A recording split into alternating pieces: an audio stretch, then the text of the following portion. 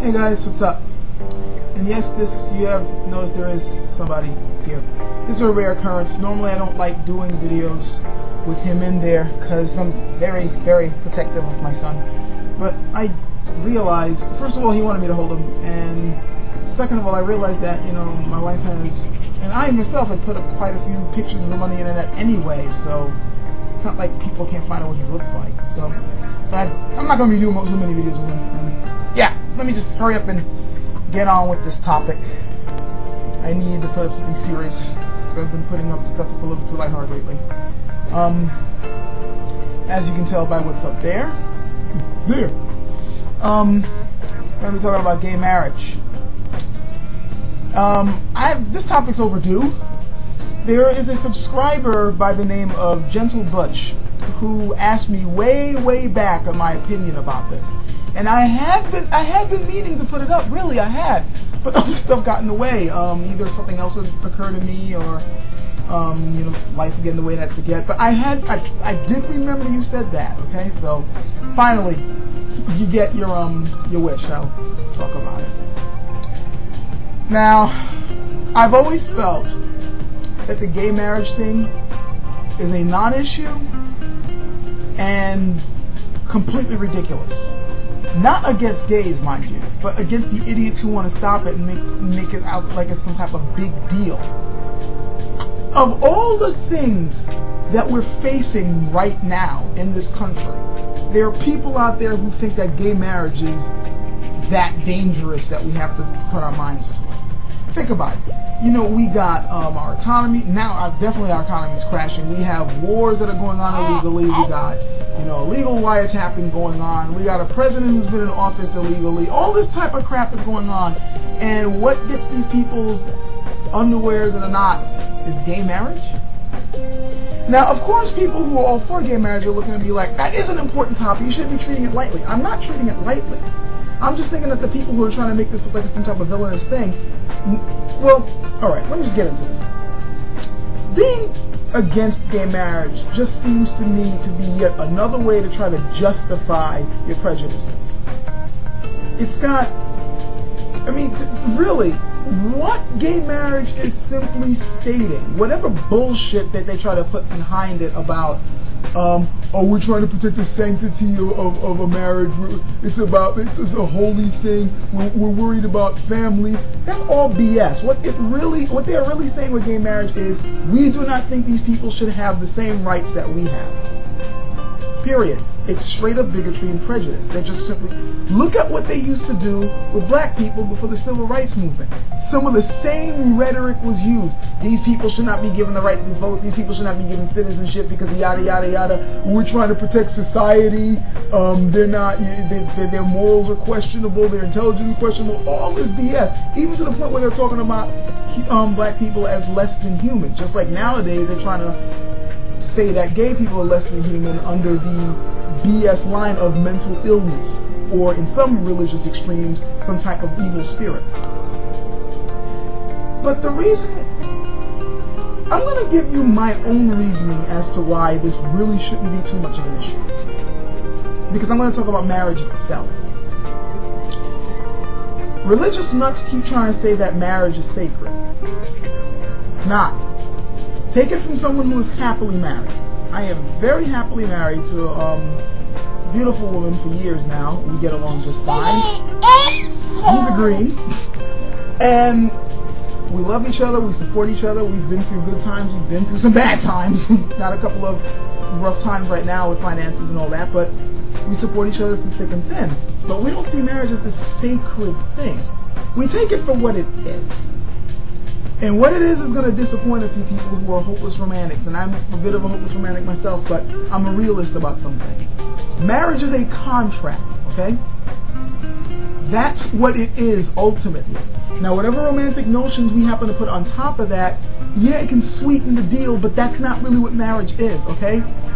Your notions, you gotta remember that our emotions of love, our notions, our beliefs about love and romance and things like that are fairly recent in human events. Romantic love used to be equated to just plain lust back in the old days.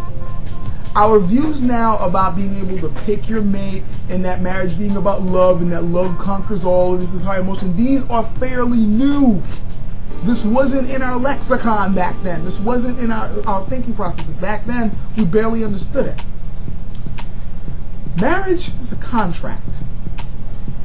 It's not the ultimate, and many people consider marriage to be the final level of a relationship. It's not really. Because there are plenty of people, and we know plenty of examples of people who get on fine as lovers. But once they get married, it all falls apart. Now, if it was all about love, they should have had everything they needed to keep it going, but something got fucked up along the way, didn't it? Maybe it's because marriage isn't all about love. Marriage is a contract. It is two people coming together and deciding that because they like the traits they see in the other person, they can come together to form a common goal. This is why there's a, look at the old ways with arranged marriages. Yes, arranged marriage is part of that is also because they've always viewed women as property, unfortunately. But it's always about a binding of resources, and marriage is always a means to an end. It isn't the end itself. Two families coming together, they want to strengthen their ties, they arrange a marriage between their offspring. Or a kingdom wants to secure ties with another kingdom, they have a marriage. It's a means to an end. And it's the same thing on the individual level. When you marry someone, it's a means to an end, to improve your life and the life of the person you're with. You both work together to achieve a common goal. It's not just simply about good feelings and just being lovers. Being lovers is pretty much about, you know, good feelings, being together and all that. And, you know, just enjoying each other's company and just... It's a very human thing, which is also based on just the feeling of we're social animals, and this is one of the highest forms of our social interaction. When you're with a lover and when you're with a loved one and you're interacting with each other. Marriage, however, puts something else into the equation. Now we're simply talking about, like I said, it's a contract. This is one of the reasons why when you're coming together, you got to talk about resources, my money joining with your money, your resources joining my resources, and then when there's a divorce, there's always this big deal about who's going to get what. Because it is a legal contract. Now, back then, religions knew this. This whole thing about marriage being sacred, remember, religious law and regular law, national law, was tied together. So just about every law was sacred, okay, to them at the time. Plus, marriage, remember, there's this whole thing about, if you look in Christianity and Judaism, there was this whole thing against divorce, but it wasn't simply because they felt divorce was an affront against God. It was more like divorces are always messy things. When you had two people married, okay, the government can look at it and say, okay, those two people are this one particular entity with this set of resources, and we tax them accordingly. Now they got separated. Now, God damn it, we got to figure out who gets what and who really owns this asset and this land, and it's a mess. And there's a lot of paperwork. To reduce the paperwork, just simply tell the people not to get divorced. You don't have to add to it. That's what it really was about. And look this up. Weddings, the church, especially in the Middle Ages, didn't really want to, they didn't really want much part of weddings because they considered weddings to be tawdry affairs, which they tend to be. A lot of drinking going on, a lot of, you know, rambunctious stuff going on. The church wanted nothing to do with it until they realized the amount of money that could be made in it. Don't believe me? Do the research, look it up. Nowadays, marriage has been, people are trying to make it a big deal, but at the same time, in this country, even though they're trying to say that marriage is a big deal, I don't see these pro-marriage is sacred people arguing against the Who Wants to Be a Millionaire type shows that are on TV, but they'll jump on gays. Now, I want you to notice that throughout the past few minutes when I was talking about marriage and the state of marriage, homosexuality did not enter into it because it is not really a factor. If two people see each other in a common goal, want to join resources to further themselves, fine, so be it. Why the hell should they be denied this? Especially since marriage is mostly a legal contract anyway, not a religious one.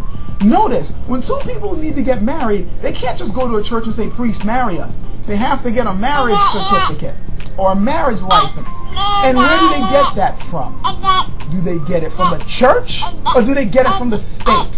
Now, granted, then we can come into the whole anarchist argument about, you know, is the state worthy of this? But I'm just simply talking about current events right now. It's the state that grants marriages, not a religion. If a priest or a rabbi or an imam or whatever is going to say, oh, I'm going to marry these people, and he just does it, but there's no legal binding to it, then you're not married. Now you can symbolically think that you are, but if you try to function in the country without the marriage, you won't get, the government's going to be looking at you like, we don't recognize your marriage. You don't get the same rights. So if, it's my wife.